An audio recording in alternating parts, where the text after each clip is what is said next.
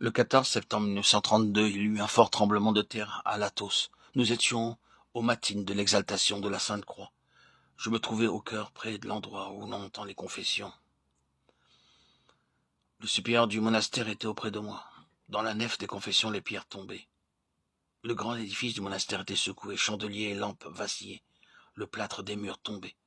Enfin, la grosse cloche de la tour sonnait violemment. Tout d'abord, je fus saisi de peur, puis je me calmai soudain en disant « Dieu veut que nous fassions pénitence ». Nous regardions les moines qui se trouvaient alors dans l'église ou le chœur. Il y en eut qui furent pris d'épouvante. 6 environ sortirent de l'église, les autres restèrent à leur poste. La liturgie se déroulait régulièrement aussi tranquillement que si rien ne s'était produit, et je pensais, quelle est donc puissante la grâce du Saint-Esprit dans les âmes des moines, puisqu'ils sont capables de rester calmes sous un tremblement de terre si violent. L'âme est comme ravie par l'amour de Dieu. Elle demeure dans le silence, elle ne voudrait pas parler, elle regarde le monde comme absente et sans désir. Les hommes ne savent pas qu'elle voit le Seigneur aimer. Elle a laissé oublier le monde, n'y trouvant plus aucune douceur. Ainsi comblée d'amour est l'âme qui a goûté la douceur du Saint-Esprit. Ô Seigneur, donne cet amour à nous tous, donne-le au monde entier. Esprit Saint, descend dans nos âmes afin que nous glorifions le Créateur à pleine voix, le Père, le Fils et le Saint-Esprit. Amen, Amen, Alléluia. Elle est douce, la grâce de l'Esprit Saint, et infinie la bonté du Seigneur. Mon âme désire le Seigneur, elle le cherche avec des larmes. Comment ne chercherais-je pas le Seigneur? Mon âme était heureuse avec lui dans la paix, et l'ennemi n'avait point de part en moi. Maintenant l'esprit de malice a acquis pouvoir sur moi. Mon âme est dans l'incertitude et sous ses coups. Aussi elle languit vers le Seigneur, et le désire à en mourir. Mon esprit tend vers Dieu, rien sur la terre ne me réjouit plus, rien ne peut consoler mon âme. Je veux voir le Seigneur, et en lui être rassasié. Je ne puis l'oublier, je crie dans la plénitude de ma peine, Dieu mon Dieu, aie pitié de moi, aie pitié de ta créature tombée. Ainsi se lamentait Adam, les larmes coulaient sur ses joues. Bénit la terre à ses pieds, le désert entendait son gémissement, les oiseaux se taisaient de douleur, et voici que toute paix abandonna la terre. Quand il vit Abel tué par son frère Caïn, Genèse 4, 1, 8, il ne contint plus sa douleur et pleurait. Il s'écria. De moi sortiront des peuples qui se multiplieront, mais ils vivront dans l'inimitié et se tueront. Sa douleur était profonde comme la mer. Peut le comprendre celui-là seul qui a connu le Seigneur et sait combien il nous aime. Moi aussi j'ai perdu la grâce et je crie comme Adam. Sois miséricordieux pour moi, Seigneur. Accorde-moi l'esprit d'humilité et d'amour. Je te désire et te cherche avec des larmes. Tu t'es révélé à moi dans le Saint-Esprit. Et c'est dans cette connaissance que mon âme te désire.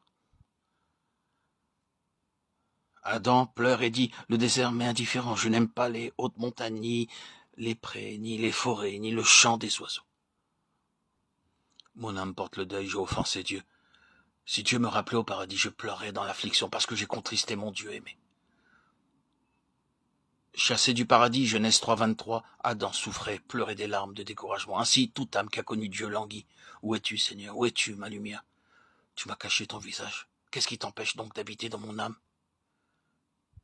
Mais voici, l'humilité du Christ me manque, et il n'y a pas en moi l'amour des ennemis. Adam pleurait pour son méfait, l'affliction remplissait son cœur. Aussi bien ses larmes se tarissaient, son esprit ardait pour Dieu. Et plus que la beauté du paradis l'attirait, la force de l'amour divin.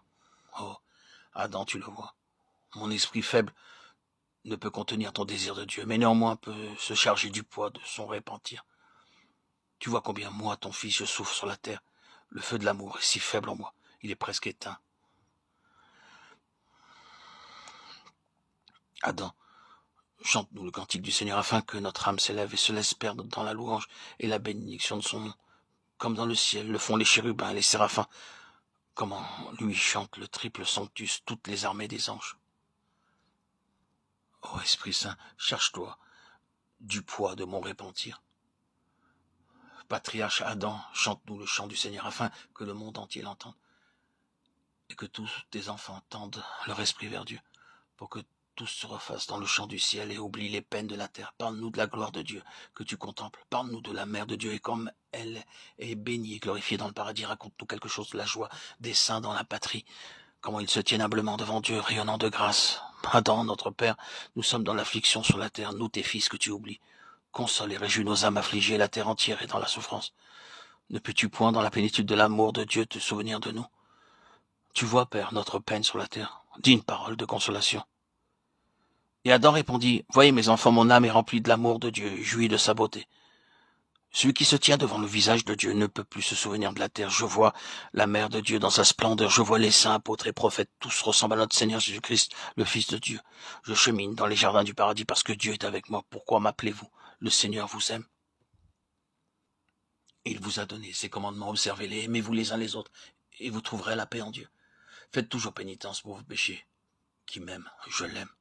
Qui me bénit, je le bénis, dit le Seigneur. Prie pour nous, tes fils, ô Adam, notre âme est angoissée, remplie de peine. Toi, tu habites le paradis, tu vois les chérubins, les séraphins et tous les saints. Oui, nous aussi nous bramons après Dieu, mais si pauvre est le feu de l'amour en nous. Toi-même, mets en nous ce que nous devons faire pour plaire au Seigneur et attendre le royaume des cieux. L'amour de Dieu est sans limite. Qui pourrait le décrire? Adam avait perdu le paradis terrestre et le cherchait avec des larmes. Par sa mort sur la croix, le Seigneur lui ouvrit un autre paradis, le ciel où resplendit la lumière de la Sainte Trinité. L'âme remplie de l'amour de Dieu oublie le ciel et la terre. Son esprit contemple déjà invisiblement celui qu'elle désire. L'âme est comme ravie par l'amour de Dieu. Elle demeure dans le silence et ne voudrait pas parler. Elle regarde le monde comme absente et sans désir. Les hommes ne savent pas qu'elle voit le Seigneur aimer. Elle a laissé oublier le monde, n'y trouvant plus aucune douceur. Ainsi comblée d'amour est l'âme, qui a goûté la douceur du Saint-Esprit. Ô Seigneur, donne cet amour à nous tous, donne-le au monde entier. Esprit Saint, descends dans nos âmes afin que nous glorifions le Créateur à pleine voix, le Père, le Fils et le Saint-Esprit. Amen, Amen, Alléluia.